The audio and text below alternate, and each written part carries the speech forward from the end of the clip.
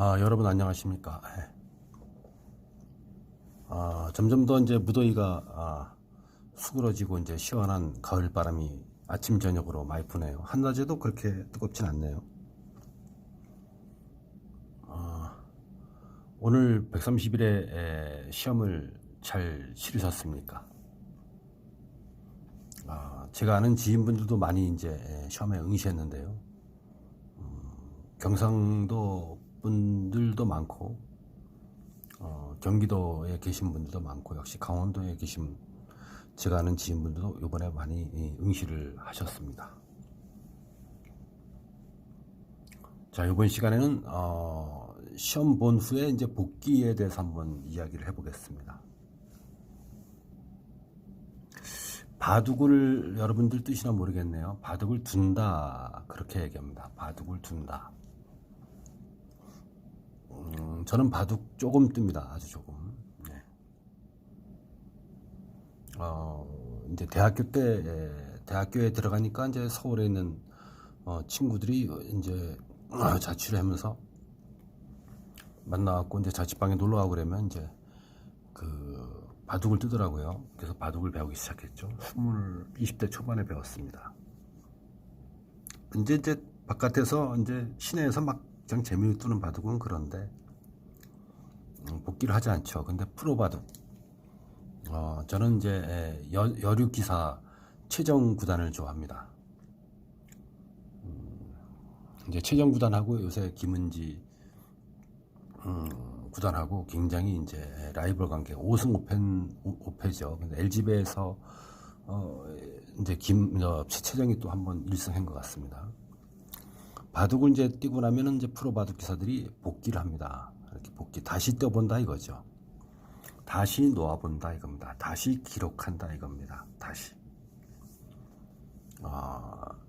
이제 바둑을 뛰고 나서 내가 여기다 왜 뒀지? 222수에서 요게 패착이야. 내가 흙을 잡았는데 여기서 끊지 말고 늘었어야 되는데 괜히 끊어서 싸움을 무리하게 해서 내가 패한 큰 요인이 된 것 같아. 진 요인이. 뭐 이렇게 복귀를 합니다.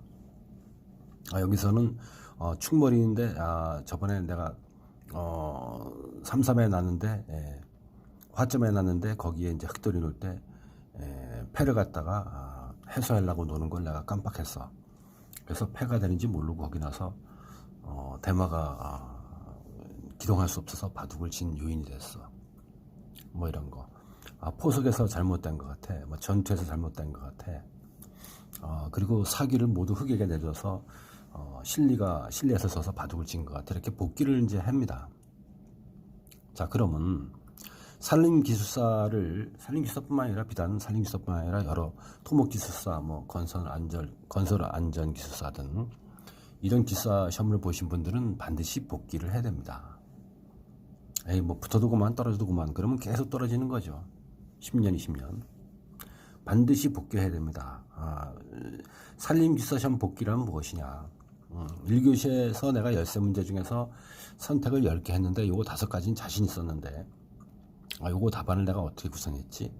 1번 정의는 어떻게 했고 2번 문제점 및 개선 방안은 어떻게 했고 기대 효과는 어떻게 했고 장점과 단점은 어떻게 했고 뭐 결론 어떻게 했고 이렇게 한번 써보는 것이죠. 그래갖고 요거는 내가 좀 아는 거 썼는데 10점 만점에 요거는 6점까지 줄 수 있어, 7점 줄 수 있어, 이렇게 복귀를 해보는 것이죠. 점수도 복귀를 해보는 겁니다. 점수 몇 점쯤 나올까? 요건 산지관리법에서 나온 건데 용어의 정의였었는데 요것은 내가 좀 긴가민가 했는데 4꼭지 써야 되는데 2꼭지뿐이 못 썼어. 요건 60점을 받아야 되는 건데 10점 만점에 6점 받아야 되는 건데 이거는 한 3.7점쯤 되겠지? 이라고 답안을 한번 기술해 보고 어디서 점수를 잃은 요인이고 어디서 점수를 획득한 요인 같아. 가채점을 매겨보는 것입니다. 그 시험 문제를 내가 쓰고 답안을 한번 쑥 작성해 보는 겁니다. 누가 귀찮아 죽겠고 또 막 그냥 신이 나서 쓴 것을 갖다가 시험 끝난 다음에 집에 와서 2-3일 내에 그걸 답안을 다시 쓸 수 있겠습니까? 정신없이 써내려간 건데 기억이 안 나죠. 그래도 다시 한번 내가 이렇게 기술했구나. 그래서 요거는 몇 점 정도가 나올 것 같아. 요건 용어 13번을 내가 골랐는데, 요건 뭐 덩굴류 제거 작업에 놨는데, 요건 내가 10점 만점에 한 6.5점은 나오겠지. 이렇게 갖고 1교시를 점수를 자기가 10개 고른 거를 점수를 탁탁 4점, 7점, 6.5점, 7.3점, 2.4점, 5.5점, 6.1점, 4.8점 이렇게 자기 나름대로 매겨서 1교시는 58.2다. 이렇게 매겨보는 겁니다. 점수를. 또 2, 3, 4교시 이 서술 역시 마찬가지입니다. 2교시에서 6가지 문제 중에서 내가 4개를 골랐었는데 2개는 자신 있게 썼고 하나는 아사무사 썼고 하나는 모르는 걸 소설 썼다. 그러면 이제 답안을 한번 이렇게 기술해 보고 요거는 이제 내가 자신 있게 쓴 것은 한 72점 나올 것 같다. 3명이 채점한다면 요건 72점 나올 것 같다. 요거는 62점 나올 것 같다. 세 번째가 아사무사 고른 거 요거는 48점 나올 것 같다. 요거 맨 끝에 거 요거는 뭐 40점 나올 것 같다. 이렇게 나름대로 점수를 매겨보고 평균 점수 2교시에서는 내가 좀 점수가 안 나올 것 같다. 54.7 나올 것 같다. 이렇게 점수를 매겨봅니다.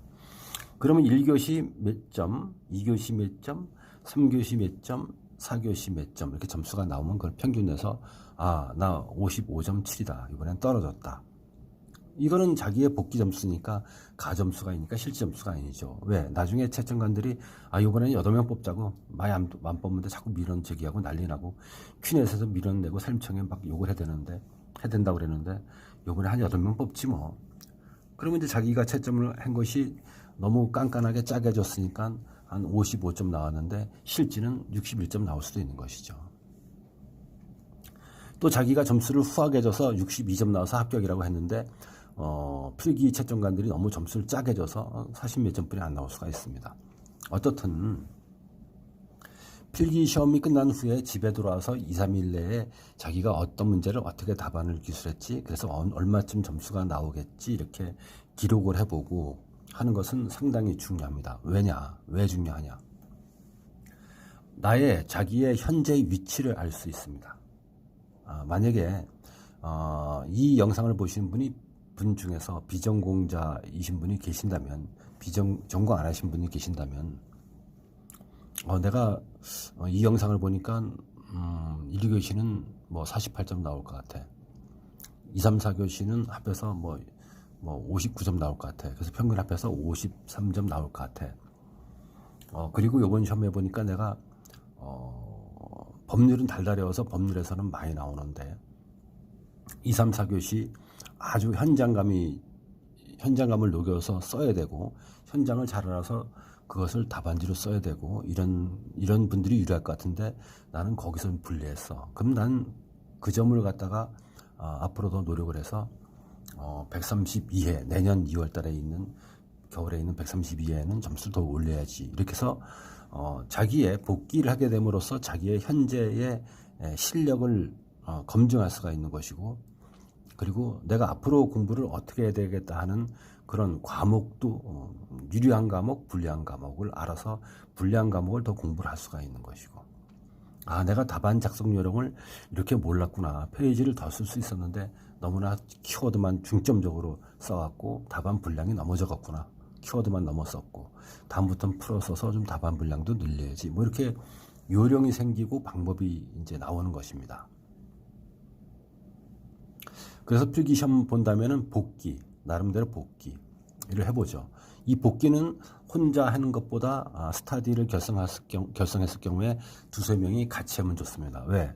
냉정한 제3자가 같이 스타디하는 사람이 냉정하게 김형 그렇게 해서는 점수 안 나올 것 같은데 김형 그렇게 종자의 탈각 방법에 대해서 그렇게 기술했다면은 키워드만 너무 쓰고 분량이 너무 안 나와서 내가 볼 때는 4.5점뿐이 안 나올 것 같은데 김형은 뭐 6.5점 나올 것 같다는데 내가 볼 때는 4.5점뿐이 안 나올 것 같아. 왜요? 박형 왜 그렇습니까? 그러면 거기에서 종자의 탈각에서는 이거 써야 되고 수분에 가는 걸 써야 되고 이렇게 좀 더 서술을 해서 분량을 늘렸어야 돼요. 라든가 이렇게 서로 이제 복기를 하면서 서로 상의를 하고 피드백을 해줍니다.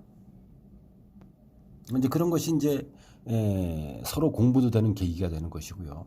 그리고 서로 냉정하게 평가를 해주기 때문에 내가 후한 점수를 매겨도 스터디하는 그런 동료들이 냉정하게 하기 때문에 아 내가 여기서 미스했네.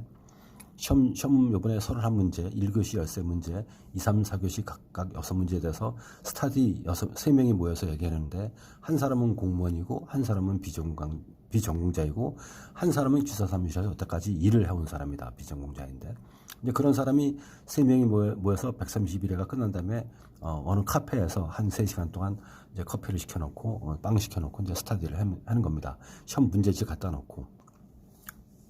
그리고 김영은 이거 2교시 4번에 대해서 이목기계화의 문제점에 대해서는 어떻게 서술했어?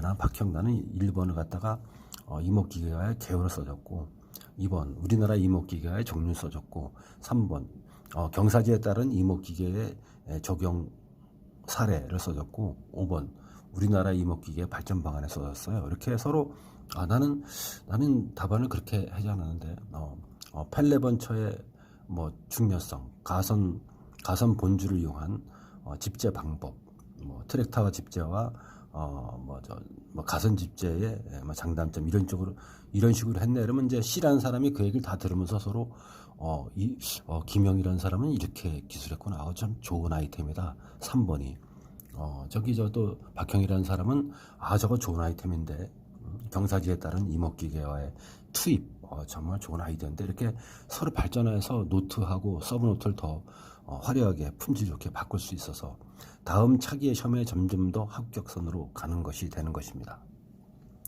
그래서 복기는 아예 하지 않으면 안 되는 것이고 혼자라도 해보고 또 스터디가 2-3명 같이 공부한 사람이 있다. 그러면 같이 모여서 카페에서 당신은 대구에 했어요? 나는 영천에 했습니다. 그 당신은 뭐 의성에 했습니까? 그럼 우리 언제 한번 대구에 만나서 스터디 한번 이번에 복귀 한번 3시간 하고 저녁에 소주 한잔 마시고 그리고 이제 헤어집시다 이럴 수도 있는 거죠. 곧바로 시험에 복귀하는 것도 그렇고요. 자, 이번 시간에는 필기시험 후 복귀의 중요성에 대해서 제가 말씀을 드려봤습니다. 여러분들 도움이 되시길 바라고요. 130일에 끝나시게 되면 각자 집에 가서 혼자 또는 스터디 결성했던 분들하고 나는 무엇을 골랐습니다. 선택을 어느 문제를 초이스했어요. 어떻게 기술했습니다. 그건 몇 점 나올 것 같습니다.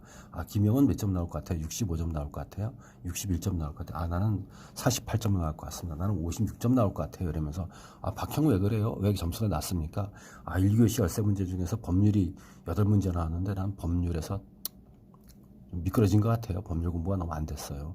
사업하느냐고 풀백이 필름 뜨느냐고 공무원이니까 또 을지를 했냐고 나 힘들었어요. 이렇게 서로 어떻든 만나서 커피 한잔 마시고 소주 한잔 마시면서 얘기도 하고 그러면 다 자기의 실력이 늘어나는 기회가 되니까 한번 필기시험 끝난 다음에 여러분들 복기를 한 번씩 꼭 해보십시오. 이번 시간은 필기시험 후 복기의 중요성에 대해서 말씀드려봤습니다.